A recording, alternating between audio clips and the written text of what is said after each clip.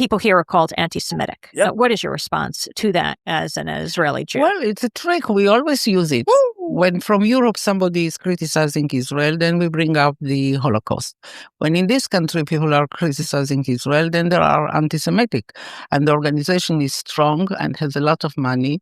That lady is not a random person, guys. She was a former Israeli minister, okay? Her name is in the video. I'll put it so you guys can see it, okay? She's telling you right there that word anti-Semitic, it's a trick.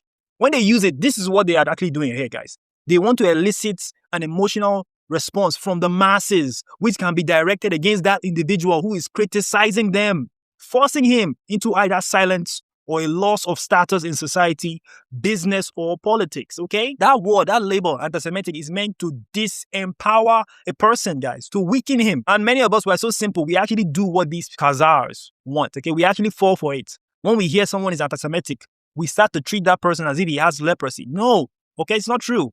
Okay, it's not true. They only use that word on people who are investigative, who are curious, who are opposing their agenda. It's very important that you understand that word, that label, anti-Semitic, is a weapon, a trick. They always use it. Hey friend, welcome to my channel, KarineAlourde Mental Gems. This channel is dedicated to leveling up in all areas of your life. So let us learn together, read together, but most importantly, grow together. Now, I do have a few things that I want to point out before we dive deep into this video. I shared that clip in the beginning because I do not want to see any of that in the comments, though I know I will get that from some people because this is just history. This is facts. This is stuff I encourage you to go research yourself. So please do not label anyone like anti-Semitic or anything like that if it's just history. And also, I do have a lot of subscribers from day ones, my day ones that are Jewish. So this is not against the Jewish people. Unfortunately, this is just history. So we cannot be comfortable to just, label the white man, the European white man and white American man and all that as just who's behind a lot of the things that have happened. But when we peel the layer back of history and see that, no, there were definitely puppets. White America were puppets of this one family, and there were puppets of this one group. And we have to talk about it. That's just history. Now, am I absolving the responsibility of even Africans of that time that participated and were used as puppets as well by these people? No, there's a lot of people that took part in the transatlantic slave trade, right? But unfortunately, there's a group that right now, just do that experiment and Google, were the Jews or the Rothschilds part of the transatlantic slave trade? And you're going to see millions of scholarly articles at the very top. You have to scroll really, really hard to really hidden gems and books that will tell you, no, they played a minor role. It's anti-Semitic to say this. And it's just you have big institutions like Harvard, et cetera, that try to deny this. And it's why are you guys lying? So a lot of this information is found in books and professors as well. Where I'm going to show you guys Professor Tony Martin, who wrote books on this.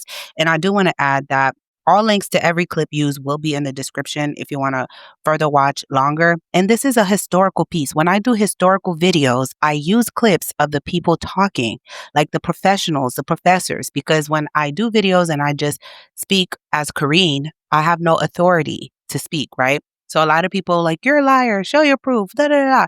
This is why I show these clips. And a lot of people are annoyed by it because they would like a reason to just be like, I'm lying and I don't know what I'm talking about. So if you don't like that, you don't want to see the clips, you don't have to watch the video. But I'm going to show you these professors, and you're even going to hear from the mouths of people that actually were picking cotton, that they were slaves and their ancestors were slaves. You're going to hear their own testimonies and people from the central banking system. Okay, so that's that part. When I show you guys the clips, it's broken into 3 parts, and it's various different documentaries. It's not all one documentary, but I put various clips together for you guys to see for yourself. But all sources is in the description. So the first part is Jews and slavery. And the second part is the depth of the Black suffering, because I don't think people understand why this is so heinous. And the third is the lasting impact of slavery today, how it affects us today. Okay, let's get into this video. Let's break down what I found upon my research and doing the Rothschilds. And again, people say, Karine, how did you stumble upon it? I promise it's not like I saw other people videos talking about this and I want to do a conspiracy. I'm going to do a video on how I speak to God and how God speaks to me, how the Most High, Yahuwah, speaks to me. But For this channel, I've dedicated completely to Yahuwah. Okay, I pray over every video and the research. He literally tells me where to look, sends the videos my way, tells me what to put in, what books to purchase, etc., and somehow put the links together and the connections together. And I just piece it along with the biblical prophecies. So I'm going to read Habakkuk chapter 2 towards the end of this as well, because if you've been following the other previous videos I've done on the Rothschilds, which is in the link pinned in the comments, I've done already 3 videos to the series of the Rothschilds.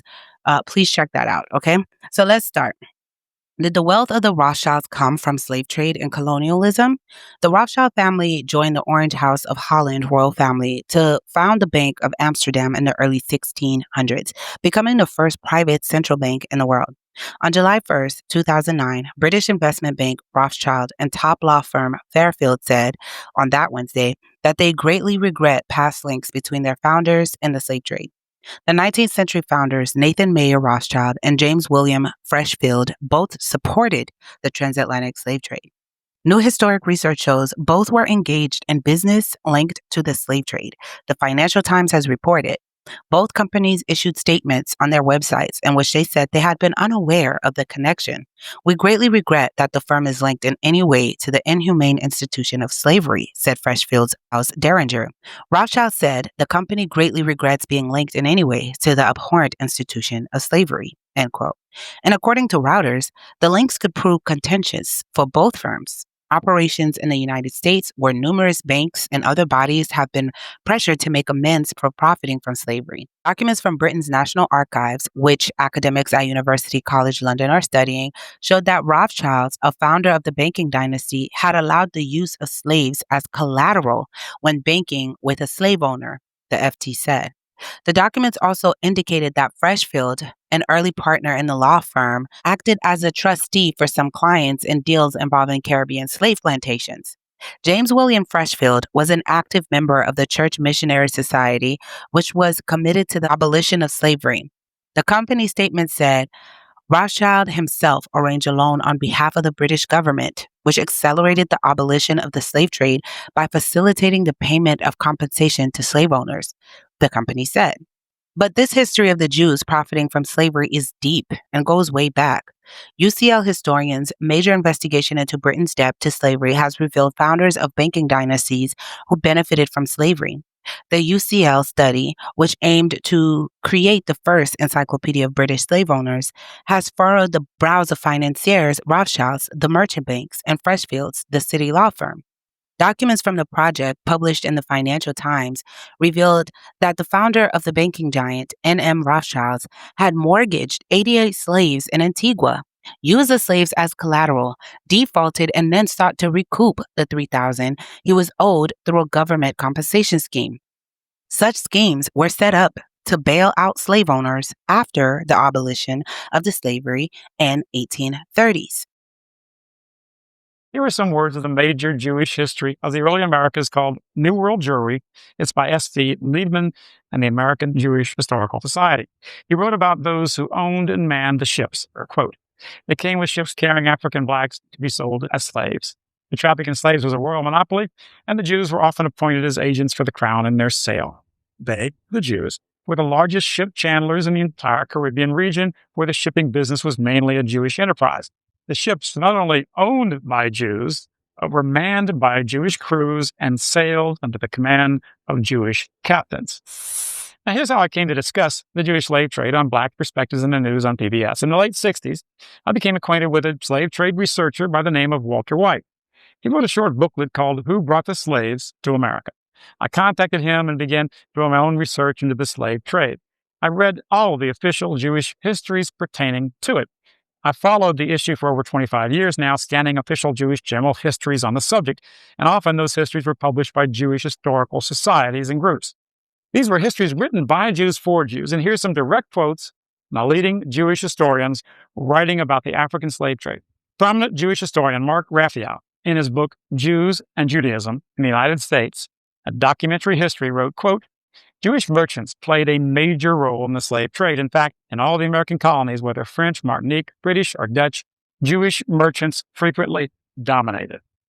This was no less true on the North American mainland, where during the 18th century, Jews participated in the triangular trade that brought slaves from Africa to the West Indies and there exchanged them for molasses, which in turn was taken to New England and converted into rum for sale in Africa. Ali da Costa of Charleston in the 1750s, David Franks of Philadelphia in the 1760s, and Aaron Lopez of Newport in the late 1760s and early 1770s dominated Jewish slave trading on the American continent. Jewish historians record old Jewish documents showing how the slave trade was so thoroughly Jewish, the slave auctions throughout the Americas had to close on Jewish holidays. Brazil received far more African slaves than North America. Abe Witzner, another official of the Jewish Historical Society, in his book Jews in Colonial Brazil, pages 72 and 73, wrote, quote, "The buyers who appeared at the auctions were almost always Jews, and because of their lack of competitors, they could buy slaves at low prices. If it happened that the date of such an auction fell on a Jewish holiday, the auction had to be postponed." Studying the Jewish histories of the New World, I began to learn of a carefully recorded Jewish history that you and I are not permitted to know about. I discovered that many centuries before the transatlantic slave trade, that Jews had dominated the slave trade in the entire Western world for the last 2,000 years, even as far back as Roman times. Duncan Wagnall's Jewish Encyclopedia, in Volume 10, page 48, writes, quote, "The trade in slavery constituted the main source of livelihood for the Roman Jews. In the 5th century, Pope Gelasius permitted Jews to introduce slaves from Gaul into Italy on the condition that they were non-Christian. In the 8th century, Charlemagne explicitly allowed the Jews to act as intermediaries in the slave trade.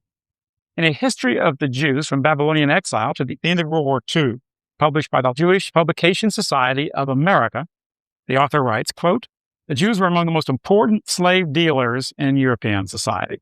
And here's a quote from the famous Jewish historian Jacob Marcus in the Encyclopedia Britannica. He matter-of-factly talks about the Jewish control of commerce in the Middle Ages. Quote, "In the Dark Ages, the commerce of Western Europe was largely in his hand, in particular, the slave trade. Not only were Jews the principal slave traders, they had markedly higher per capita holdings of slaves than did non-Jews. Jacob Marcus wrote in the United States Jewry, 1776-1985, page 586, quote, "All through the 18th century into the early 19th, Jews in the North were to own black servants. In 1820, over 75% of the Jewish families in Charleston, Richmond, and Savannah owned slaves. Almost 40% of all Jewish householders in the United States owned one slave or more." Some of the most prominent people in colonial Newport were Jewish, such as Aaron Lopez, for a time in the mid-18th century, the city's wealthiest merchant. The stats are even starker when you head over to the Caribbean and South America, where Jews were just as likely as their non-Jewish neighbors to own an enslaved person. It's an uncomfortable legacy to grapple with, to be sure. The Jews of Newport, when they arrived, primarily people, and they had contacts all over the world because of the fact that they had been running from country to country. And thus, they became very prosperous in Newport. They were able to bring in goods that were never here before. As Portuguese and Dutch Jews were traders and merchants and businessmen, some made their living trading enslaved people. While a few were prominent slave traders, most found themselves in minor roles as middlemen. Okay. Aaron Lopez, a prominent Jewish merchant, was one of the largest slave traders in North America and owned several ships that transported enslaved Africans from Africa to America. And what was so unique when I saw that, Joy, Aaron Lopez? Did not know that. Lopez sounds like a Hispanic Latino name. Lopez, and he was Jewish? That was weird to me. Aaron Lopez was known as the Prince Merchant of Newport. Apparently, he was one of the wealthiest people in all of Newport at the time. He and his many other Spanish immigrants had lived as conversos. And when he came to Newport, he felt so comfortable and free that he went back to his Hebrew name, Aaron. Revolutions. At present, the Rothschilds own a large party of Sri Lanka, where the population lives a situation of quasi-slavery and is exploited by the Rothschild family to produce tea. Finally, the French branch of the Rothschilds financed the colonization of Algeria and enslavement of its Muslim population from 1830 to 1962. The Company of the French Indies enslaved the Asian and African population in favor of French slave banks like Rothschilds and Cellier in Haiti. We're going to do a video on Haiti too and the Rothschilds. And May 18th, today among his direct descendants of slavers is Baron Ernest Antoine Cellier of Laborde, who owns several investment funds. In addition, the Baron is one of the owners of a very large bank, NMSD, which is part of the conglomerate ABN AMRO. in the Netherlands, which has collected the assets of Mallet Bank. Gori, the Mallet Bank, financed the expedition that allowed to conquer and exploit the island, and the colonial economy in the West Indies. The Cellier and Rothschild families organized the colonization of Algeria, its looting and the genocide of the Algerian people. Do you guys understand what kind of person you have to be to enslave souls? In the great empires of the ancient world, slavery was part of the culture for thousands of years. People were enslaved because they were prisoners of war, because they had committed a crime, or because somehow they were just different. In Mesopotamia, in Egypt, in Rome, slavery was part of the culture. Through centuries, slavery largely achieved global acceptance. It was seen as an economic necessity, a method to extend power.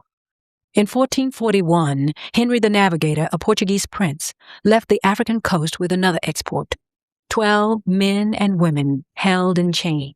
By the 15th century, the English, Spanish, Portuguese, and Dutch had arrived on the continent of Africa, drawn by the discovery of gold. His ship bound for the New World would mark the beginning of what would become 400 years of terror for generation after generation of African people. Little known to the Europeans was that for hundreds of years, Africa led the world in invention and diversity. They were among the first to use tools, paint pictures, and cultivate grain. They were indeed cities. They were urban communities where people lived on the basis of their professions. The people of Africa had built cities, universities, established modern state armies, and created an advanced legal system. Racism came to play a part very early in that they were an inferior people, and they were meant to be slaves. Africa became a continent under siege. White slavers rewarded Africans for kidnapping other Africans. Sometimes friends were pitted against friends. Collaboration was a way to prosper, even to survive. African leaders are working with slave traders. Across the continent, kidnappings could happen at any time. A mother, a father, a child could suddenly simply disappear. Ultimately, the Africans' training was no match against European firepower. As Africa continued to be economically torn apart, the European powers continued to prosper. It became big business. The Royal African Company was chartered to represent the commercial interests of the English crown, trading goods for slaves in West Africa and transporting those slaves for sale. The slave trade was really based on power and economics. Wars perpetuated tribal wars because of the slave trade. Those in power were the ones that captured and sold slaves. They were chained. A device was placed around their neck, so if they escaped in the jungle, they get tangled up. Slaves are commonly secured by putting the right leg of one and the left of another into the same pair of fetters. By supporting the fetters with a string, they can walk, though very slowly. Stolen from their homes and communities, Africans were forced to travel from the interior of Africa to the west coast. The journey could cover 500 miles and take up to 8 months. Every 4 slaves are likewise fastened together by their necks with a strong rope or twisted thongs, and in the night an additional pair of fetters is put on their hands. People who are unable to make the journey, who get sick or become weak and unable to move on, are left to die. I saw a child of about 18 months old cast out of the camp because the child was so young that nobody would buy him. That poor orphan was there crying at the point of death for about 2 days, and none took pity to pick him up. Joseph Wright, former African captive. They're certainly ill-treated psychologically and so forth because they're taken from their homes, taken to a place they know not where. They have all these images that must have been going through their minds about being eaten perhaps or whatever else may happen to them. And so these are things that are immeasurable. How could a situation be created whereby a small group of Europeans could enslave so many Africans? This was an economic enterprise. They succeeded by having greater firepower, military power, a drive to conquer the rest of the world. Most of the Africans who were brought from the interior had not seen white men until they reached there, and they were afraid of white men. They seemed, most of them, to get the idea that the white man was a cannibal. As the ships departed, the Africans saw the sun rising east over their homeland for the last time. They are so willful and loath to leave their own country that they have often leaped out of the canoes, boat, and ship into the sea and kept underwater till they were drowned. Thomas Phillips, slave ship captain. The exact number of Africans captured and delivered to the New World will probably never be known. It has been estimated that 15 million Africans began the journey to the United States, and of those, at least 2 out of every 10 died at sea. To meet the demand of having to transport human cargo, ships had to be redesigned. Loose packers carried approximately 250 captives, locked in a prone position, arranged on wooden racks 6 feet long and 1 foot wide. Tight packers held up to 1,000 captives, seated below deck with no space between them. The average length of the journey was 8 weeks. If you look at some of the surgeons who worked on some of these slave ships, they'll tell you how hot it got in some of these slave holes, that sometimes the candles that the surgeons used to see in the holes often would not burn because there was not enough oxygen. Women who took their babies and threw them across the heads of other enslaved people to get to the food and to the tribe where they were fed, sometimes like hogs. It was his captain's general practice on the receipt of a woman slave, especially a young one, to send for her to come to his cabin so that he might lie with her. What I think about as a woman is the humiliation. Sometimes they would refuse to comply with his desires and would be severely beaten by him and sent below. Think about those women to whom cleanliness was such an integral part of their being, to be subjected to the filth, live amidst blood and vomit. The floor of their rooms was so covered with blood and mucus that it resembled a slaughterhouse. Alexander Falconbridge, slave ship surgeon. The Atlantic slave trade became profitable in life and death by creating an opportunity for rising insurance companies. I think the fact that people got through this ordeal, got through the Middle Passage, is a miracle. Even if they survived, once they got to the point of destination, the humiliation of being stripped down, of being hosed down, of being oiled and now fed for another inspection, and for sale again. I just can't imagine what it must have been like for a woman or a girl, child, being reduced to somebody who has no control. It's an unbearable thought. They were taken into a slave market. A buyer would come in, say that they wanted so many Africans as slaves. They were showed to them nude. The Atlantic slave trade accelerated the development of colonial America. Africans brought advanced farming techniques such as complex irrigation systems, tobacco, sugar, cotton, all became the foundation of a growing world economy driven by forced slave labor. The goods produced by slave labor contributed to set a high standard of living for Europeans and Americans. It is believed that the last slave ship from Africa set its sail for Brazil in 1888, 20 years after Abraham Lincoln signed the Emancipation Proclamation. Which brings me to the role of Jews in the African slave trade. But it seems as though there was a tendency over the years to downplay, to deliberately downplay and to obscure, to camouflage the role of Jews in the African slave trade. People who I now know to have been Jews, who played an important role in the slave trade, were described in history books as just white or Portuguese or Spaniards. Whenever Jews were involved, there was a tendency to sort of hide behind other people, so that Jewish racism would become white racism, or Jewish involvement in the slave trade would become Portuguese involvement, and so on. And David Brinkley, with great authority, announced that Jews had nothing to do with the slave trade. He said, the Portuguese, yes, but not the Jews. But come to find out that many of these Portuguese, that are, in fact, perhaps the majority of these Portuguese, slave ship owners and so on, that David Brinkley was talking about were in fact Jews. The Jewish involvement in the African slave trade begins, as far as I can tell, long before the actual slave trade across the Atlantic itself. But for over 100 years before Africans were brought as slaves to this country, the United States of America, Africans were being brought across the Atlantic to the Caribbean, by Haiti and the Dominican Republic and to other places as well. Some people call it the curse of Ham story. The most important theoretical underpinning for that transatlantic slave trade was what has come to be known in many quarters as the Hamitic myth. People who prosecuted that trade looked around for intellectual justification, for rationalizations. A variety of pretexts were advanced to justify the slave trade, to allow people to sleep well at night, for their consciences to be clear. One justification was that Africans were heathens.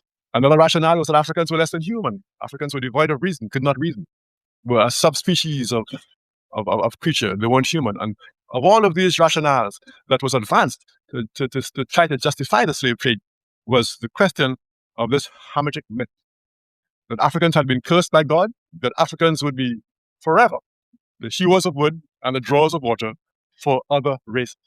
The authority for this idea was said to reside in the book of Genesis, in the story in the book of Genesis. The sort of spin that was put on that story that enabled it to become the basis for the Hamitic myth actually comes out of the Talmud, the Jewish holy book, the Talmud. Let me just describe the difference between the story as it appears in the Bible and the story as it was spun in the Talmud. Noah, after the flood, and according to the biblical story, he had 3 sons, Ham, Shem, and Japheth. Ham apparently entered the area where his father was lying in his drunken, naked stupor, and Ham, in an act of disrespect, gazed upon his father's nakedness. According to the biblical story, the 2 other brothers then came in to sit inside the tent or wherever.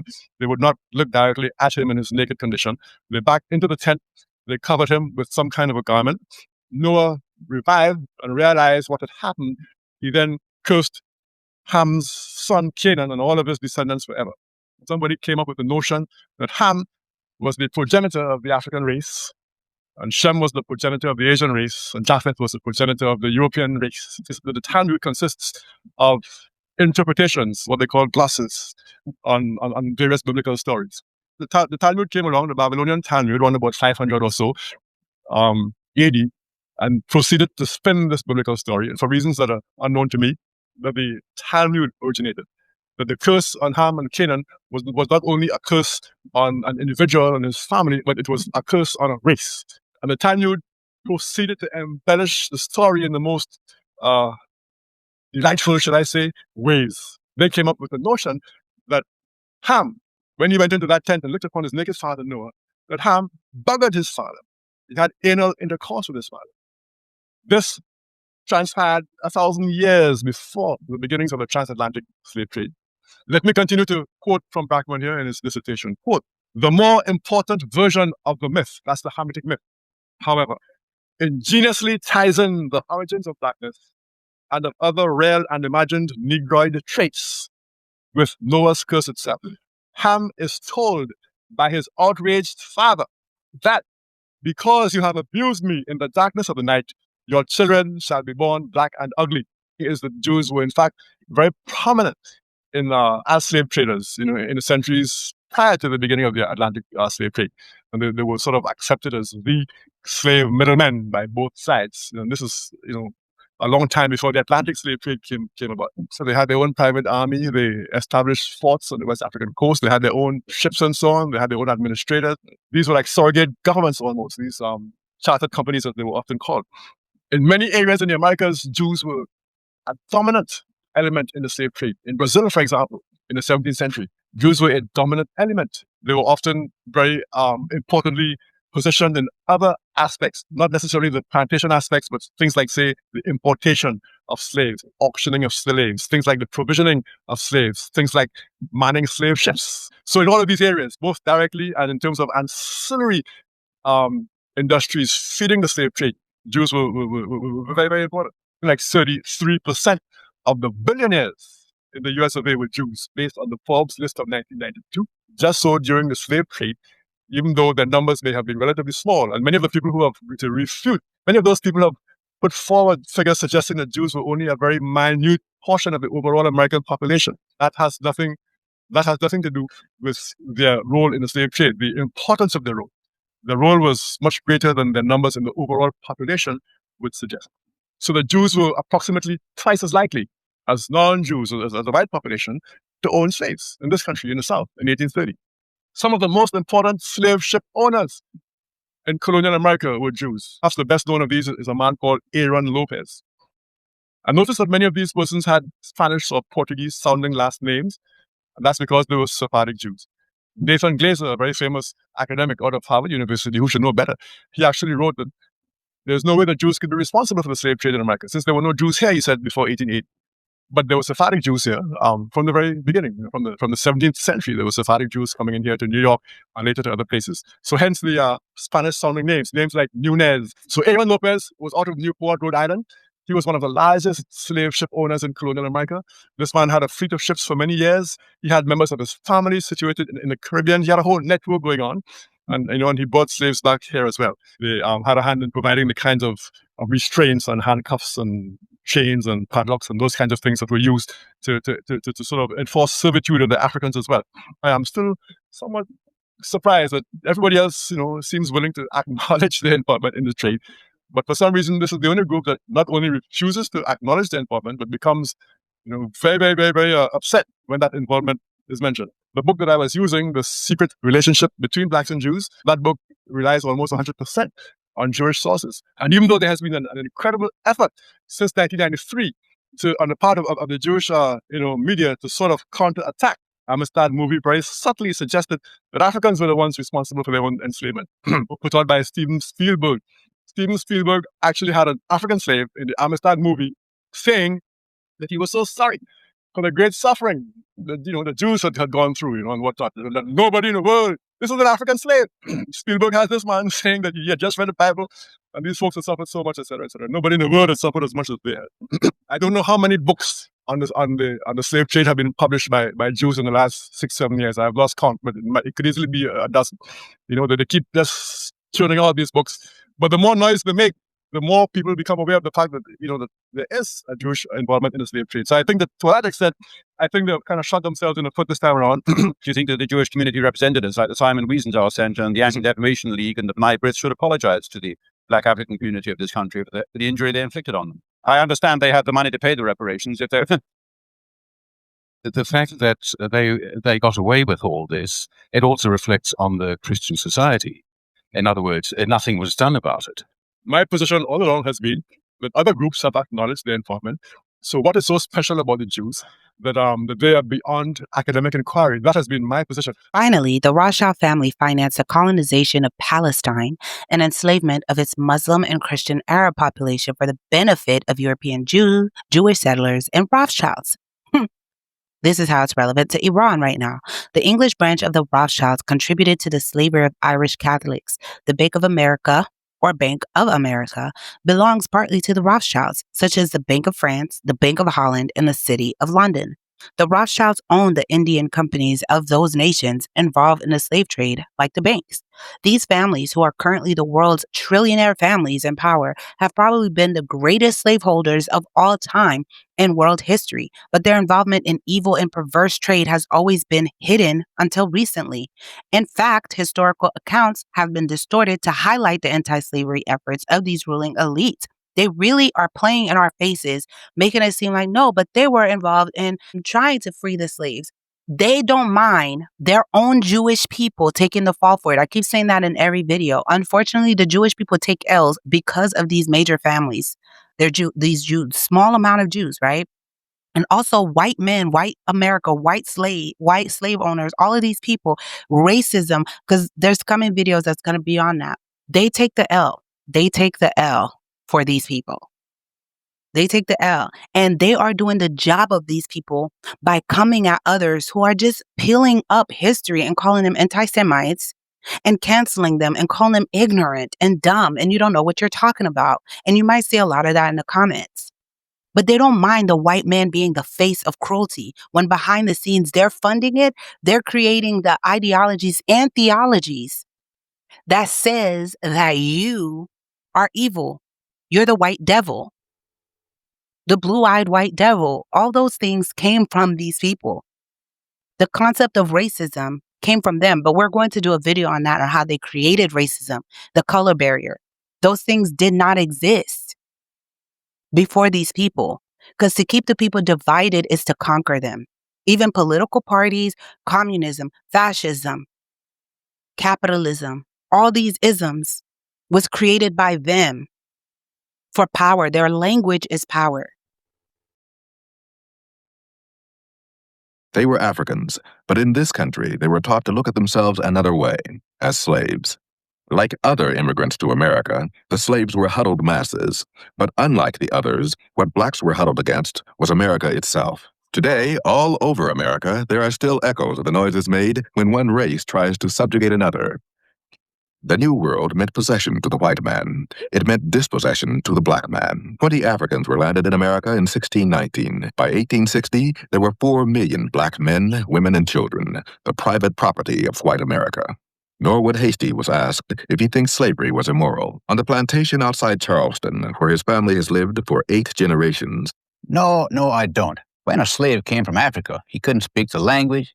He was totally untrained to do any job at all. So I think slavery just had to be in those early days. Someone had to take care of him 24 hours a day. And it's pretty hard to do that unless you owned a person. As far as the colored people were concerned, they were a good bit happier than they are now. They had less in the way of material things. And they were always singing at their work. They had a great sense of humor. And now today, they just don't seem to care much about that as they used to.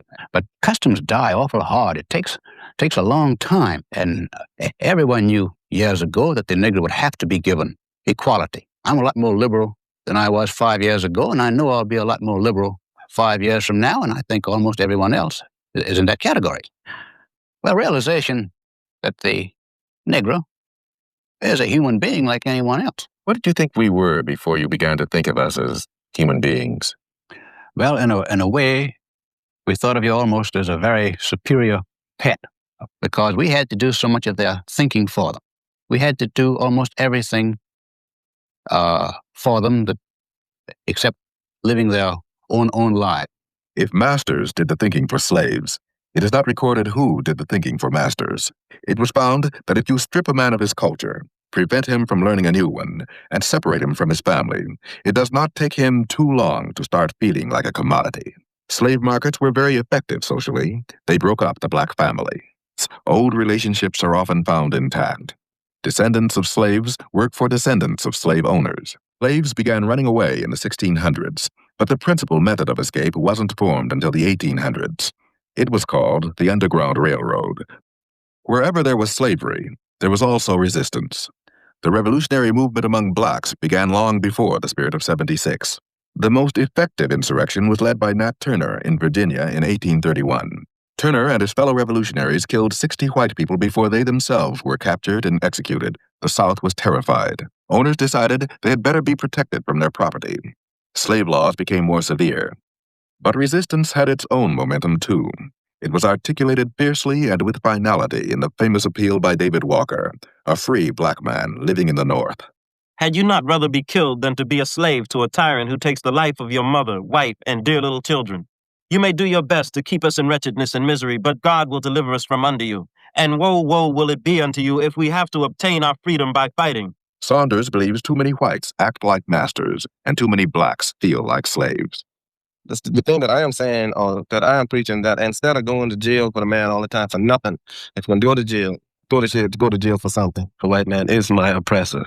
He's the one that controls the jail. He controls the hospital. He controls the army. He controls the Navy. He controls everything. And he's the man that I have to fight. Every man, woman, and child in Mississippi can rationalize how they have always been friends to the colored man. All of a sudden, they wake up here one morning, the way they've operated for the last 100 years is wrong. And then all of a sudden, we're some kind of demon. Humphreys McGee owns a 2,500-acre plantation in the Mississippi Delta. His mother's family has been in the state for 7 generations.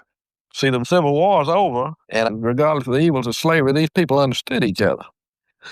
It was not some sort of medieval torture, and I don't know anybody that's ashamed of the system, the way it worked. Mr. and Mrs. Haywood Jenkins of Shockey County, Mississippi have, between them, picked cotton for over a century. I worked hard. I get up at 4 o'clock and get my breakfast done. Just at dawn of day, I go to the field and we pick cotton. Now, the agents was mean, some of them. Some of them was mean. They wanted to hook the colored people. And that kind of white man would come along. In the frontier days, slaves begged not to be sent to Mississippi. where their work was almost as harsh as the overseers. A runaway slave said that each so-called happy song was a testimony against slavery and a prayer for deliverance. I do not expect to ever have this relationship with the younger generation, the children of these men. They grew up in the 50s. They're conscious of the change in the status quo, but fairly confused about what their position is. They don't want to be subservient. Because I know some days I saw my mother slaving from 6 in the morning in hot sun, 100-degree weather, from 6 until night, with about an hour's break between us all this time. And my father doing labor that machines wouldn't even be made to do hardly. When I saw my mother and father and my brothers do while I was growing up, I feel that don't want any of my kids going to a world like this. And I feel that if we've been working this long and can't even own the shirts on our back, I feel that we have to take some drastic steps to make something happen through our parents. We've earned Mississippi. There's no question about it, brother. I mean, if my mother got there and sweated from morning until night, and you tell me I don't own anything she sweated on? The white man does not want to give over his institution. And that's what people fear that would happen. And give up control. Who wants to give up control? The white supremacy is undoubtedly a feeling that white people have all over the world. In Mississippi, white control has made the past hard to distinguish from the present. The flag is drenched with our blood. So many of our ancestors was killed because we have never accepted slavery. All of the burning and bombing that was done to us and the houses, nobody never said too much about that, and nothing was done.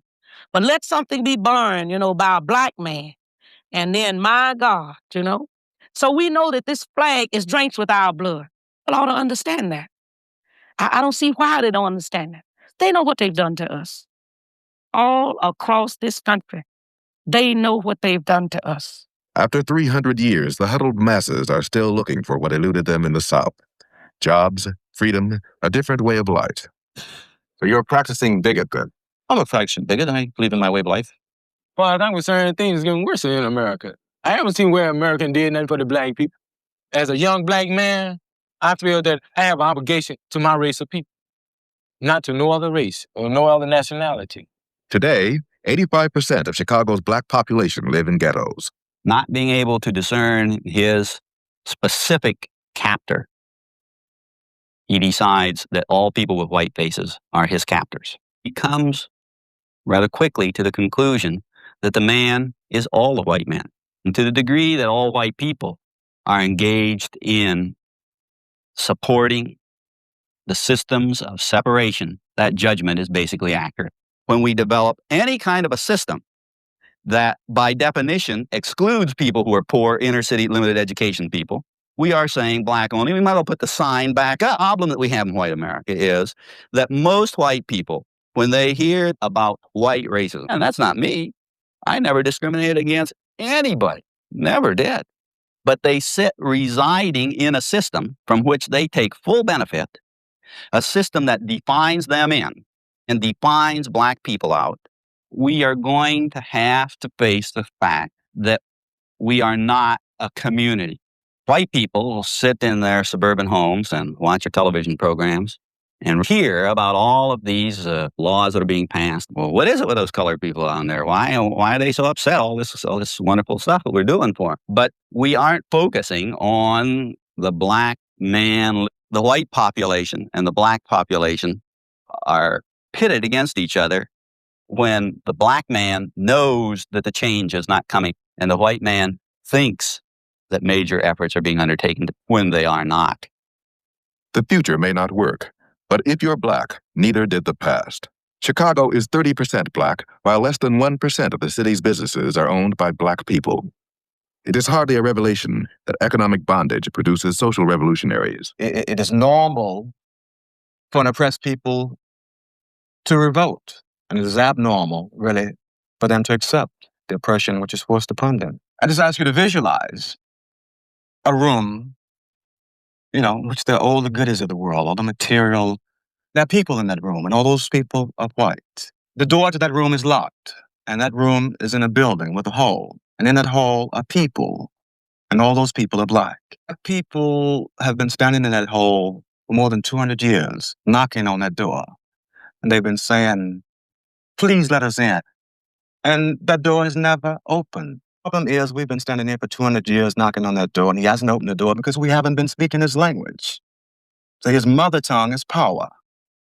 And that perhaps if we take all our little toothpicks of power and put them together, create a whole huge battering ram, then the door will open one way or another. America would have to face itself through Black people or go under.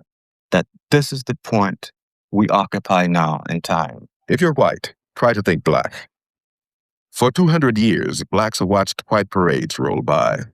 For most Americans, the past itself has been white. Freedom, like history, is not supposed to have a color. But when America institutionalizes freedom and history, all the symbols are white.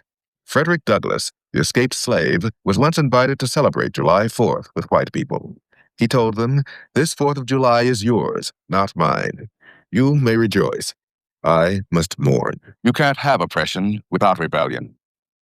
What Black Americans are telling white Americans today is that this land is ours too. Words cannot express what we have experienced as a people. Jews got their day in court. Japanese got their day in court. Koreans got their day in court. Every victim group in the world, but one, has been given its day in court. Everybody got their day in court. The only group that remains is Africans or African Americans. But every genocide claim that has been made in this courthouse has been upheld and allowed to go to trial. Europeans attempted to prevent Africans from using the language, prevent Africans from engaging in the culture, the use of the drum. The most tragic things about the slave trade is what it did to the family. The most significant impact of all of this was a psychological impact. What we don't talk enough about is the impact that it had on the mind. Cheap goods poured into Africa, replacing the African-made products and the people who made them, systematically destroying the African culture. There are over 110 synagogues in South Africa. We have 56 schools, so there's a real vibrancy of life.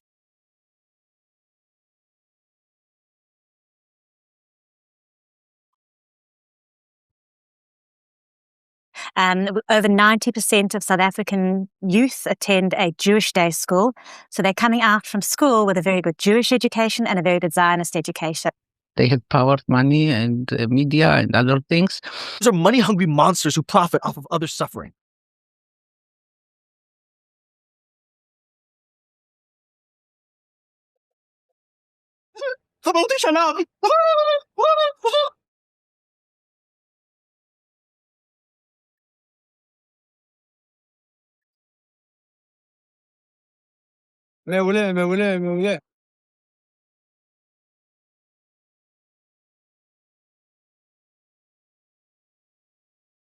שלי שניתן לראות, אלה הבלתי מעורבים היחידים בעזה, שאנחנו שומרים עליהם.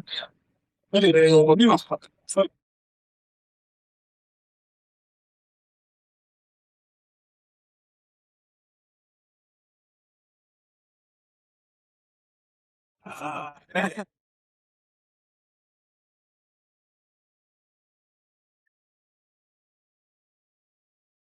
תשע, שמונה, שבע, שש.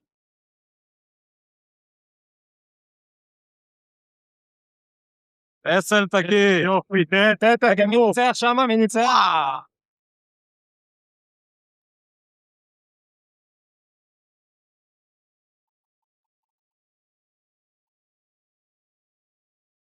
حبيبي حمود حامد حبيبي أنا حبيبي حمود.